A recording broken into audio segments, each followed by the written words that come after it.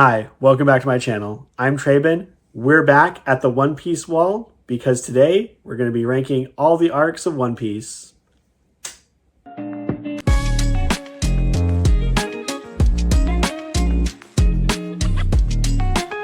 So I have the tier rank up here. We will get to that in just a moment. Before we get started, I just wanted to do a few quick notes about what I'm looking for in an arc, what's going to affect where it falls in the tier rankings. So the first thing is is the area that they're at, is the backstory for this island interesting? Usually we have some sort of new backstory, some sort of problem that is happening on the island, and how interesting that is can really affect my enjoyment of the arc. The second thing, probably the most important, is there some sort of backstory with the crew or with a prominent character that really resonated with me? Again, this is something that typically happens in each arc, and the stronger those backstories are, the stronger those emotional highs are and those emotional moments, the more likely that it's going to rank high. Another consideration is going to be the fights, like how well do the fights go? Are the pairings interesting? Are the powers interesting? Does it expose something new, or does it reveal something new about character powers? That sort of thing. So that can also affect my ranking. And then the last one is just how well does it fit into the overall story? Is there some new piece of overall lore for One Piece that is revealed in this arc? Because lore is something that I'm very much interested in, and the more important backstory things we have, the higher that it's going to rank. So with that out of the way, we'll go ahead and start with Romance Dawn. So Romance Dawn's the very start of One Piece and is the sets up our expectations. I'm going to put Romance Dawn in the A tier. I think it's a solid start, a very interesting start. Certainly made me want to continue reading.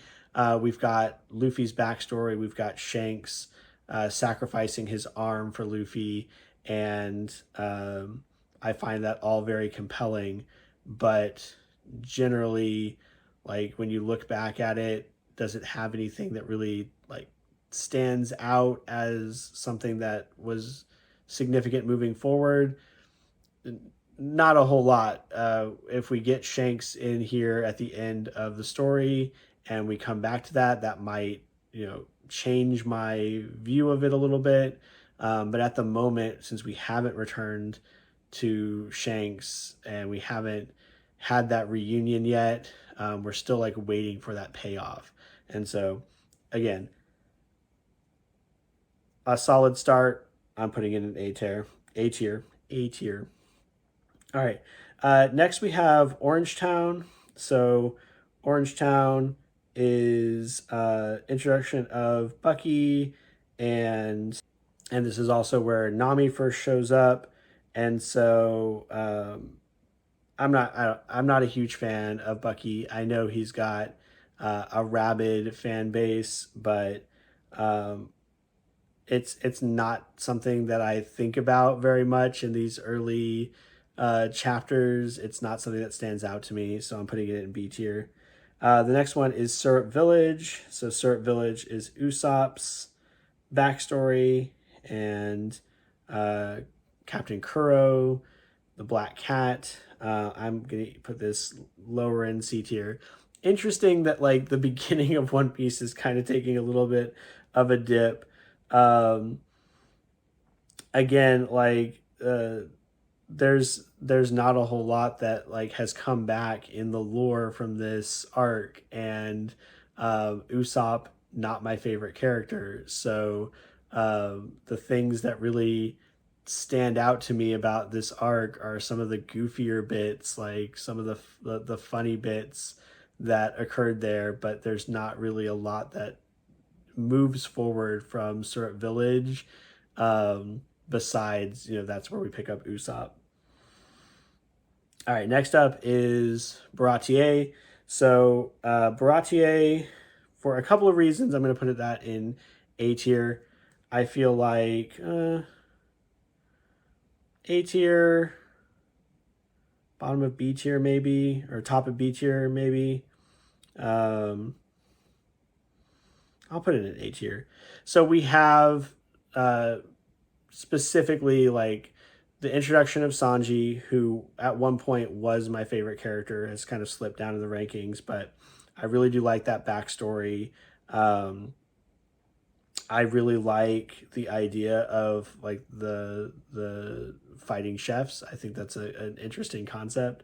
But the reason why it's going to be up in A tier is because this is where we have the Zoro Mihawk fight. We have Zoro's motivation starting up and his promise to Luffy that he will never lose a fight again. Everything about Mihawk and Zoro's fight is amazing, and I love it, and so that is why it is going to be up there. Don Krieg, not an interesting villain, and the fights in that particular arc are not great. They're not anything that I think about, but really just for the backstory for Sanji and for the Zoro Mihawk fight, I've got to put it up in A tier. All right, Arlong Park, Arlong Park S tier, like hands down, easy.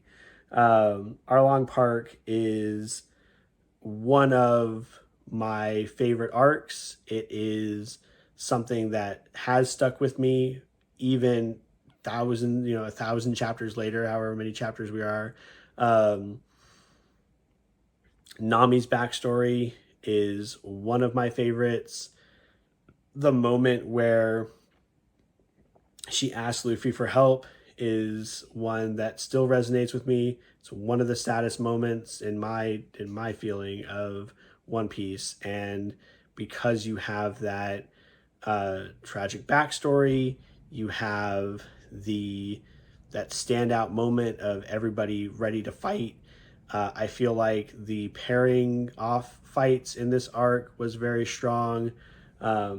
Even Usopp had a moment where like he got to shine. So I feel like this was a really strong one, and the destruction of Arlong Park and of Luffy telling Nami that she's their Nakama, she's their crew, is really hits me emotionally. Again, even all this time later, it's something that really stands out to me. Roguetown or Lowtown, I don't know. I B or C, like, yeah, there's some important lore things that happen. There are some important world building things that happen, but it really does just feel like we're just transitioning. We're trying to get these little story beats out of the way. We have Zoro finding some new swords. We have Luffy seeing the platform where Goldie Roger was killed.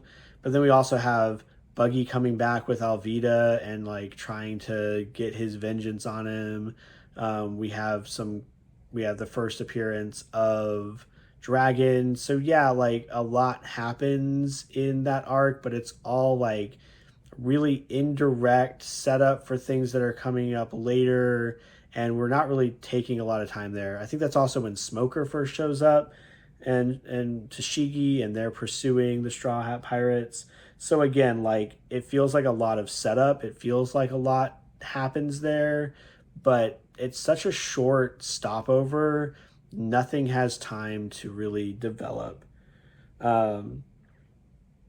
Reverse Mountain, I'm also going to put down at C. We meet Laboon. There's like some really weird stuff with Vivi when she first gets introduced, with her outfit and her like I think she's trying to hypnotize people. I can't remember exactly what the context is, but it's a little cringy.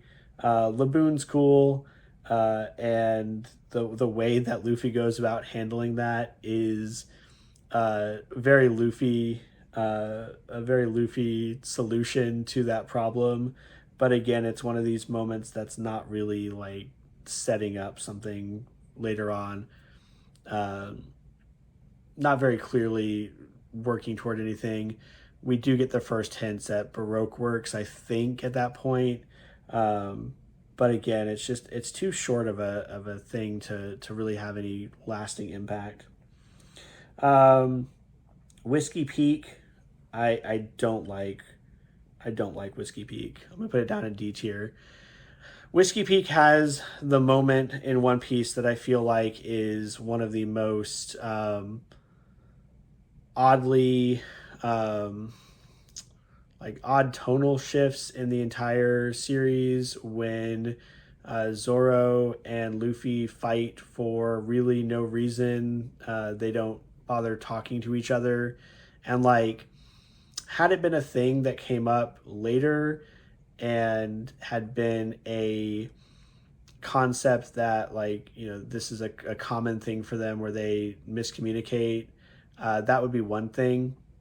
But other than Whiskey Peak, Zoro is pretty much like always on Luffy's side. Sometimes the only person who's on Luffy's side, and so it's just a real weird moment in the series. Again, we have some like Baroque works development, but nothing is really significantly occurring at that moment. All right, Little Garden, I'm going to put up in B tier. Rereading this part, I was kind of annoyed at how, like, I was kind of surprised at how effective number 3 seemed to be in stopping the crew. I didn't remember it being that that hard of a fight for them. I do really like Dory and Broggy, I think are the names of the giants. And I like how that sets up Usopp for this like eventual, he wants to get to Elbath and learn from the giants. But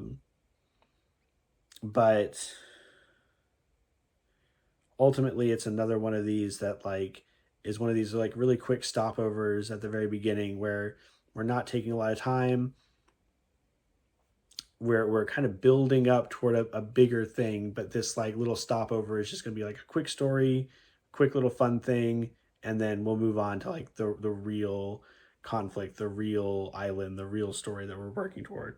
So Drum Island, I'm going to also put Drum Island in the B tier. I like Dr. Herlick. I like Dr. Kreha. I like Chopper's backstory. I really don't like what's his name? The Wapple. I really don't like Wapple as a villain. He's kind of one of these like joke villains that the joke goes on too long. Like he's clearly outclassed by Luffy, but somehow he continues like evading him and doing things to get away, and it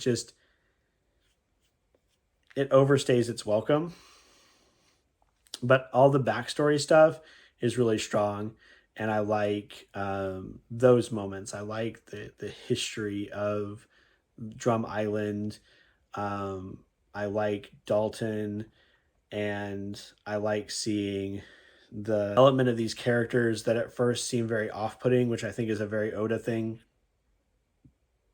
to do, to have these characters that are very like seem very rude or seem very weird, but like really they're just obfuscating that they're good people and that they really have kind hearts. And so I feel like it does work toward establishing that kind of motif that he has. And I do like Chopper, especially early on Chopper. he has some like funny gags and some funny bits there. So it just doesn't have quite enough to push it any higher than B tier. All right, Alabasta. So Alabasta, I think is going to go to the very top of A tier. Yeah, I think it's going to go to the very top of A tier. Alabasta has some of the best fight pairings of the entire story. I really like Crocodile. It's the introduction of Robin. The the backstory of what's happening in Alabasta is very intriguing, and I feel like Crocodile is the first villain that the crew goes against that actually has like a plan and executes a plan, and also is like a very competent fighter. He seems like the first one that really tests the crew, and tests Luffy. And so all those things are making me feel like maybe it should go up in S tier. I'm going to keep it at the top of A because I feel like the desert walking gets a little bit much, and we have a little too many of these moments where it's like, oh, this group is going to this area and this group is going to this area. And had they only waited a few more minutes, like things would have been better and things would have worked out. But because they didn't, now there's all these problems arising. And so, yeah, I think it's going to probably stay right there. It's probably the highest A tier that I'm going to have, but that is where I'm going to keep it. Also, Vivi, I love Vivi, and I'm not at this point on the bandwagon of Vivi should have joined the crew. I like that she stays behind. I like that we have the thing in the Reverie much later, with her and some of the other world leaders who have come across Luffy and who really support him. But that's another really iconic moment where they're all have their hands up in the air with the X's, and she's giving the speech that's being broadcast to her people, but also like she's talking to the crew and saying like why she can't leave and what responsibility she has there. So it's another really emotional, it packs some emotion as well. All right, Jaya. So we're distinguishing Jaya from Skypiea. So first appearance of Blackbeard. Talk about Nolan the Liar. So we've got some lore things going on. I think this one I'm going to put at the top of B tier. So if it will cooperate with me, there we go. So yeah, I like the mystery that Jaya sets up, and I like that you can figure it out if you're paying close attention to the map and to the story, and like you have kind of a mind that works a little bit different. You can maybe figure it out. I also will say, like, I find it very interesting with the live action that we've already put in the Nolan the Liar story in there. I found that a very interesting choice for something that happens so far down the road. Again, first appearance of Blackbeard as well, and setting up Blackbeard as kind of like the anti-Luffy. Like he has similar ideals to Luffy, but the way that he goes about doing it is completely different. And seeing his crew and seeing his boat, I think is like, these are interesting lore things that we're putting in here. But yeah, I don't think it can get out of B tier, but it's toward the top because of all the lore bits. Skypiea, again, they blend into each other, so this is going to be like bottom of A tier. I think Skypiea suffers from not having interesting fights, in my opinion. Like, I don't recall clearly like who the pairings are and like who fights who and like why that was significant to the character. I can definitely remember that for Alabasta. I feel like the fight pairings in Alabasta were very important and clever and worked to push those characters to the next level.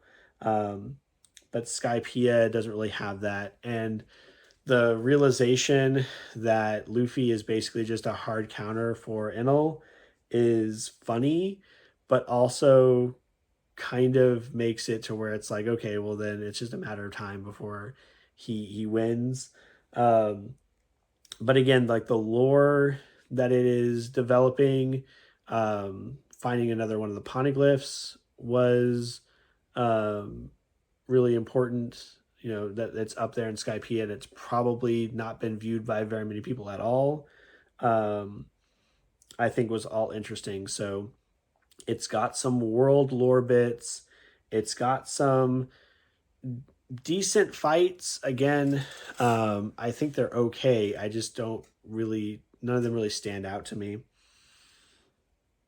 All right. Long Ring, Long Land. This arc is so weird. Like even for One Piece.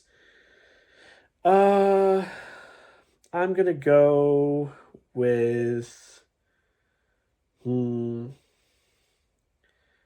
gonna go with C tier on this one. I'm not sure exactly where I would put it, but it's like it's fine. Some of the standout moments are uh, Zoro and Sanji being like, "Okay, we're gonna like work together for like a minute, and that's all it's gonna take to win this challenge." And like I feel like it's kind of a shame that that happens on Long Ring Long Land because like the rest of the thing is just so silly. Again, like One Piece is silly, but this one in particular is just like what is happening? And I feel like it's there in part to kind of serve as like a breather, like a refreshing moment to like recenter because we had just gotten through with like a lot of like a really lore focused couple of arcs, and so just to have one that's like fun and silly was maybe the intention. But it's yet to be seen if like anything that happened in Long Ring Long Land matters at all. All right, Water 7 and Enos Lobby. I don't even know if I consider these like different arcs. They're both going up in S tier. This is almost certainly my favorite arc in One Piece. First of all, it's not. It's first of all, it's Robin's backstory. Robin is my favorite character, and uh, the "I Want to Live" panel is like super iconic. I also really like the Luffy Rob Lucci fight. It was one of my favorite fights early on in the series. Um, Usopp also has a very important moment in here where they're like, we Usopp relied on us to do something, so we're going to rely on Usopp to do something that only he can do. And so he had a really cool moment. There's also the burning of the world government flag, which is in Enies Lobby. So we're going to move Enies Lobby over here. Um, and so, yeah, there's just so many iconic moments. The fight pairings on this are, again, maybe not the strongest, but I definitely remember them, and I definitely remember some of the like upgrades that the characters get for this arc with Sanji using the like technique to put his foot on fire for the first time, and Zoro using the Asura attack for the first time. That have become like iconic uh, motifs for those characters, iconic ideas for those characters. And so I feel like this one just sets up so many character moments. Like the character moments are so strong. The water 7 is an interesting location. The idea of the sea train is very cool. And of course it has incredible repercussions for the larger story of One Piece because it is uh, the declaration of war essentially on uh, the world government from the Straw Hats that catapults their bounties, the fact that they stood up to Cyberpol, like the government's secret organization.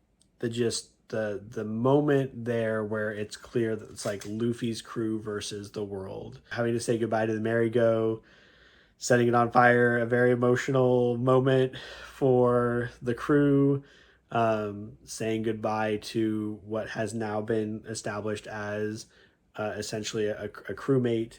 And then at the, having Usopp versus Luffy, a fight that I feel like was well motivated from what the characters feel and what has come before, unlike what happened in Whiskey Peak. And the moment where Zoro, at the end, where Zoro's like, you can't let him back in the crew until he apologizes. And then and they're like, it needs to be the first thing he says. And then when Usopp shows up, he's like he's like, of course, making up all these lies and making up all these excuses. And Zoro's like, oh, I can't hear him until he says he apologizes. So there's also a lot of the crew dynamics being tested there. And so there's just a lot going on in those arcs, and they are amazing. They're some of my favorite moments from One Piece. And that's followed up by Thriller Bark. I'm not the biggest fan of Thriller Bark. It's got some funny gags. It's got the introduction of Brook, but Brook is my least favorite, so there's that. But it also has at least one decent fight. I really liked Zoro versus the zombie swordsman. That was really cool. Some of the vibes here are really strong, like the location's really strong, but yeah, it's not for me. I'm gonna put it like middle of C tier. Some funny gags, good vibes. I do like how the crew has to kind of come together to overtake Oars, but there's nothing substantial backing it up. There's nothing like holding it together on either like a lore storyline perspective or on a crewmate's perspective, other than like, again, we learn Brook's backstory. Brook joins the crew, but I don't really care much about Brook. So yeah, this is completely all my biases, but that's my feeling on that. Sabaody Archipelago. This one is another one that I think is got a lot of really good lore bits in it. I'm going to put it pretty high up in A tier. So we've got the Worst Generation being introduced, a lot of these other prominent pirates. We have Silver's Raleigh coming in, who will be Luffy's mentor figure for a while and like swims everywhere, which I think is really funny. And like, he's just super strong. He's one of these characters, like, as far as we know, like Shanks, who just like, they're immensely powerful hockey users. So yeah, there's a lot of like really good lore bits going on here. There's a lot of like world building stuff that's happening. And then of course you have the end where the crew is getting separated, and that's just starts this trend of loss for Luffy and loss for the crew. They have a number of failures after this point, and this really starts that up. And so that has that emotional beat to it, which I really enjoy. So it ranks pretty highly. Amazon Lily's next, and Amazon Lily is one that I have mixed feelings on. I think that again, it does have some lore bits to it. I find ultimately the Boa Hancock Luffy pairing kind of funny, but at the beginning, but it takes a while for that to warm up. Like, Boa Hancock's a pretty terrible person. when she's first introduced, and I'm not sure she's actually much better. It's just funny seeing her fawn over Luffy. There are some jokes in here that don't land for me, but also like there's the idea of Luffy being so incredibly selfless that it like shocks everybody. So again, some good character beats and some interesting lore building that's going on. But ultimately, it's going to be somewhere in the B tier. It's all right, but it's not. It's not any higher than that. Impel Down, I find interesting. I like it, um, particularly Magellan. And again, this is another fight that Luffy definitely loses, and uh, the his poison immunity that he eventually gets comes from this arc, which I think is an important character trait moving forward. It's also just really fun to go back and see all the villains and like how they reluctantly team up with Luffy to form this like hodgepodge crew, um, and try to get through this horrible prison. It's one that's definitely fun. Um, Again, I don't know if I would get this out of uh, B tier. Looking at these other ones, I think I like Impel Down a little bit more than I liked Skypiea, but less than I liked Baratie. So we're going to put it right there in the A tier. It's got a lot of good moments. It's fun for the world building, and I do think it's another one of these moments where Luffy suffers a setback that he can't overcome. We're really getting into the point where the crew is fighting outside their weight class, and they're not quite up to the point where they can deal with these higher level threats. And I think that's an important uh, part of the overall story. Marineford. Ooh, Marineford's good. Um, just again, so many iconic characters coming back or being introduced for the first time. These characters that we have established as heavy hitters for the world, and all of them coming together, and then it's like a non-stop fight between all these different characters. Some you know, some you don't, some you've heard about, you're getting introduced the first time. It does so much to establish players in the world. Like we've established locations, we've established, entities, the world government, celestial dragons, um, but this really does give us a lot of characters to play with in the future and see how they develop from that point. um, Ace dying is very sad, but also narratively so frustrating to see Luffy, to follow Luffy for so many chapters in his single-minded goal of saving his brother and then it not working, especially after again what has been a series of failures, is just really disheartening and really hard. And so I can kind of see again why we follow this up with the time skip, because you need some to put some distance, some distance between this and what comes next. And so um, that's kind of tough to get through, but I still feel like it's a solid arc. I'm putting it in A tier, just under Alabasta. All right.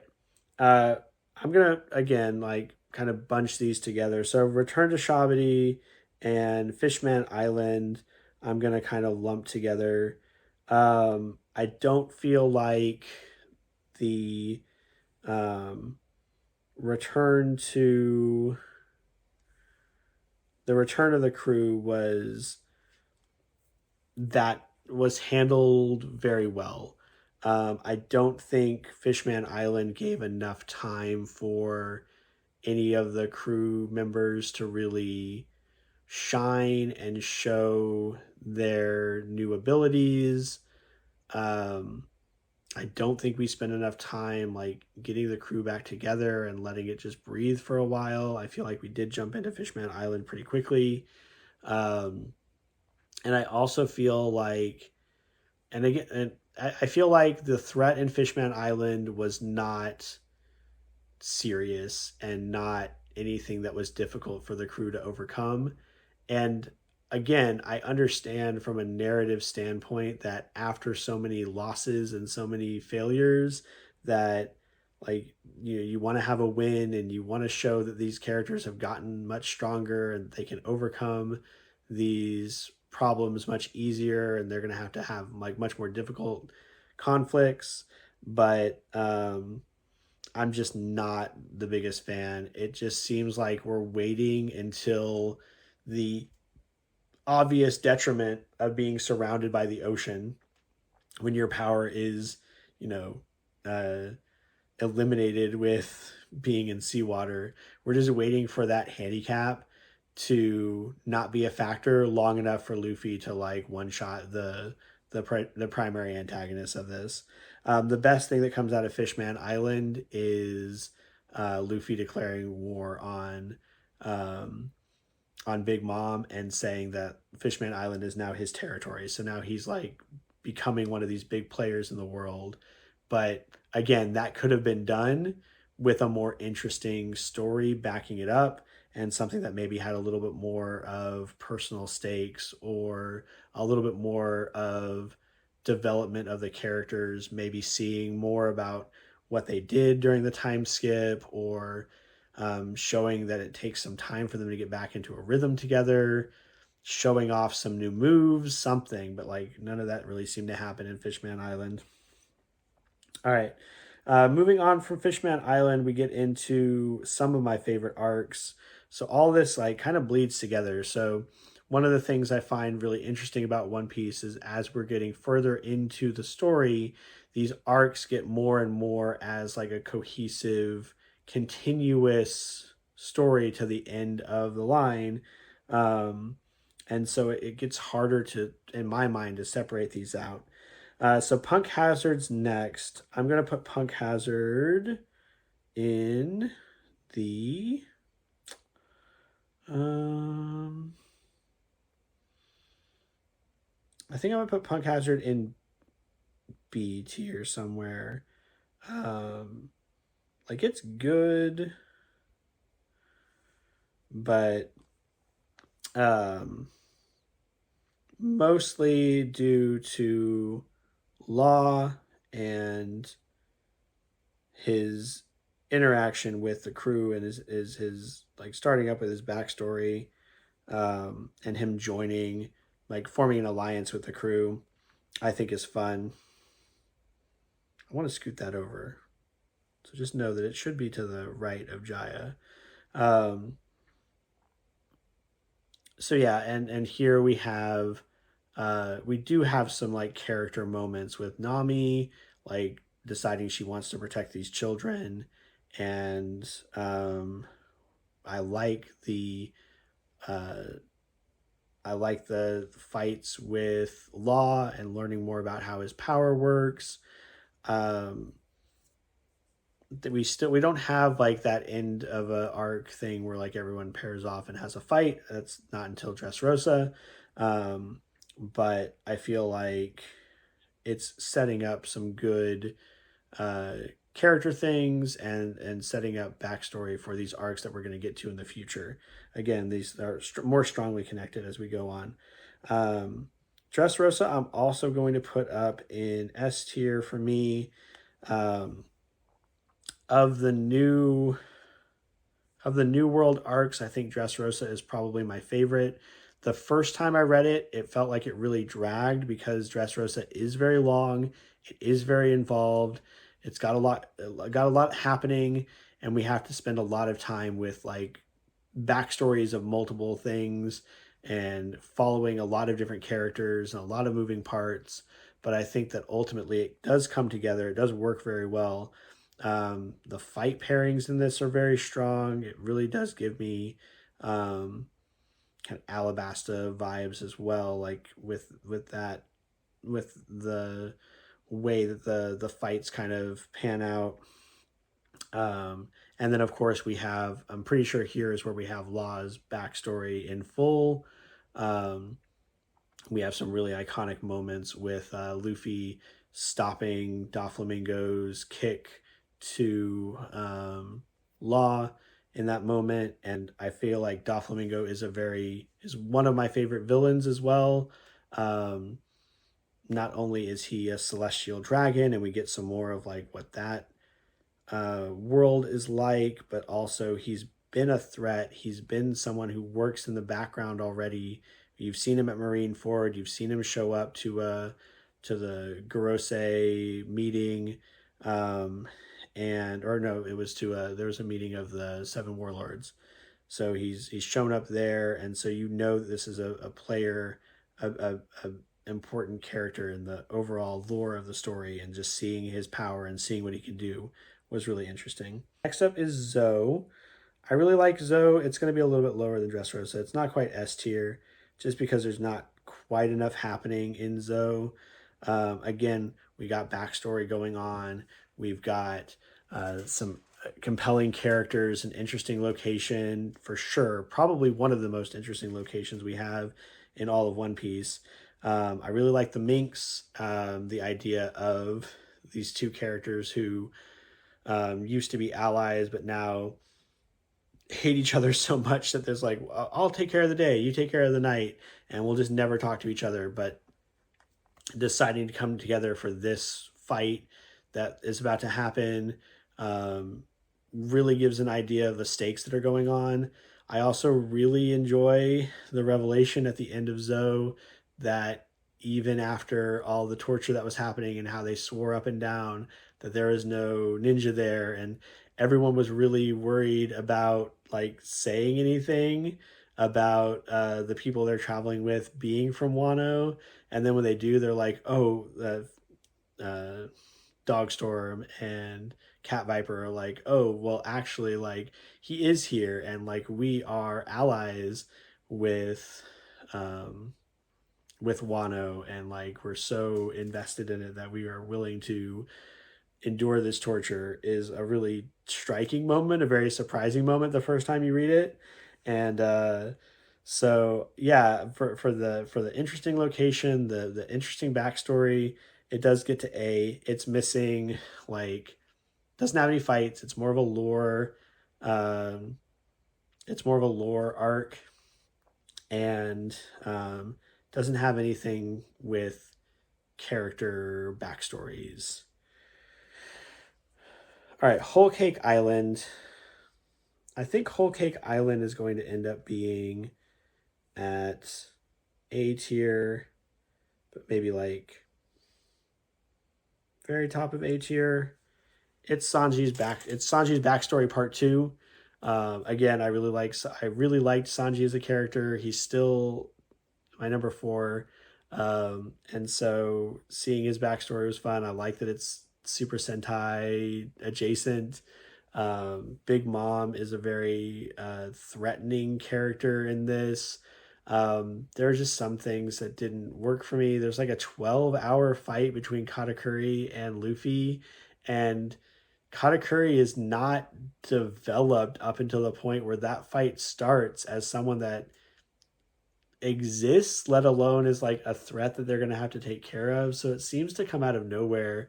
And I know there's a lot of like people who are big fans of Katakuri and like really enjoy that fight, with them using the like the ability to see into the future a little bit. But I don't know. It just really didn't play for me. And like Luffy, it's one of these things where like Luffy gets so beat up and like keeps getting up, and then like the first time that Luffy successfully does anything to Katakuri, like the fight's over. And it's one of these manga tropes that bothers me a little bit each time it happens, but it's really obvious there, and it's really something that doesn't work for me.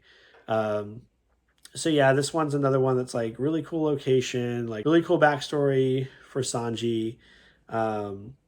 I liked the way that the pudding story wound up.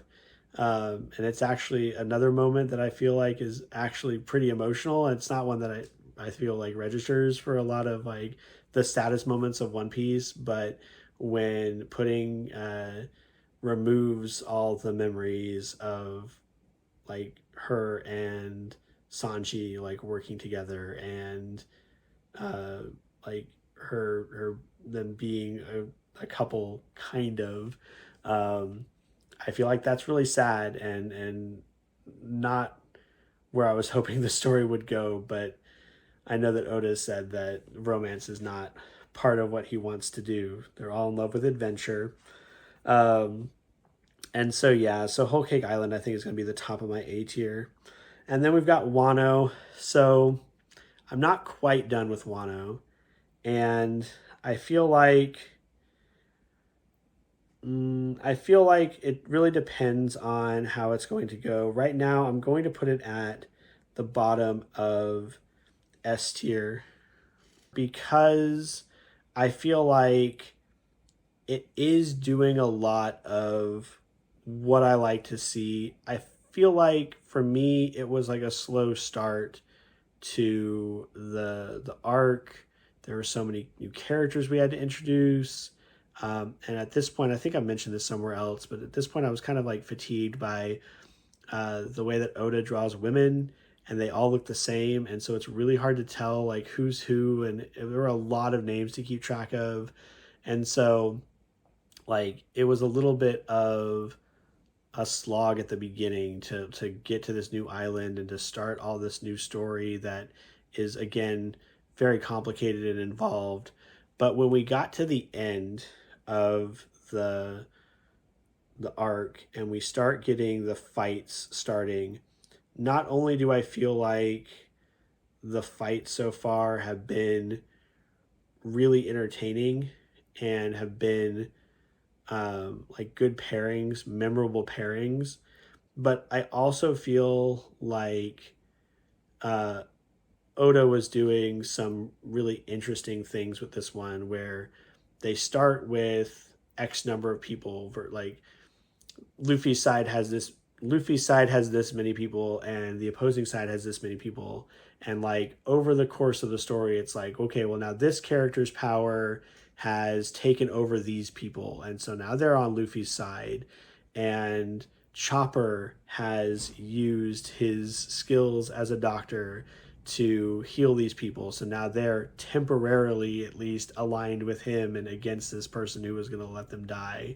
And so now we've got this many people, and having both the individual fights that work out well, like that are good pairings, are strong fight pairings that I'm going to remember, and having the things where the characters' powers or the characters' occupation, their skills are relevant for how that fight turns out, was really cool. And then add to that the lore we have behind Gear 5 Luffy and just how crazy that is, and it and then having all these other allies and the things that they're going through, the fights they're having with Kid and Law versus Big Mom. The things that are kind of the reason why it's low on S tier, it might even drop to A tier. A couple of things. The first is Luffy has been knocked out of the fight against Kaido like 3 or 4 times at this point. And it's another one of those things where it's like he keeps getting up, and he's going to like finally land a blow against Kaido, and that's going to be the end of the fight, right? That's the same frustration as Katakuri, just multiplied. Kaido has fought against so many people in this arc, like for books and books and books of time, and every one of those fights seems like, these characters are dealing damage to him. There's like actually something going on. Isn't this amazing? And then like, there's no impact to it. So like, the samurai's swords can cut him, and like that's a big revelation. And like, but like it doesn't seem to do anything, right? Because it's not Luffy, and so Luffy has to come in and fight him.